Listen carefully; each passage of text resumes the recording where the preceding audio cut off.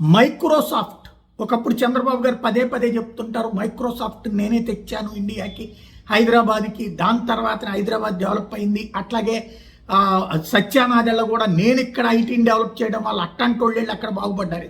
పాపం ఆ సత్యానాదెళ్ళ ఈయన గురించి మాట్లాడింది లేదు.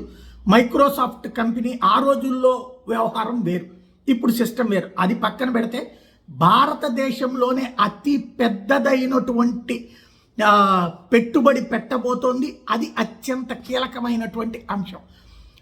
ఆసియా ఖండంలోనే అతి పెద్దదైనటువంటి పెట్టుబడి సత్యానాదెళ్ళ ఇప్పుడు వచ్చి కలవడం ద్వారా నరేంద్ర మోడీని కలిశారు. ఏకంగా నరేంద్ర మోడీని కలిసి $17.5 బిలియన్ పెట్టుబడి, రూపాయి కాదు, 2 కాదు, $17.5 బిలియన్ పెట్టుబడి భారత్లో పెడతానన్నారు.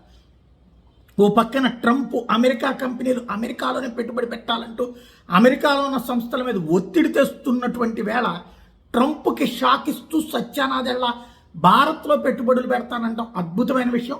ఇప్పుడు మన చంద్రబాబు గారు, లోకేష్ గారు మాట్లాడి ఆ మైక్రోసాఫ్ట్ని విశాఖకి తీసుకురాగలిగితే అద్భుతం.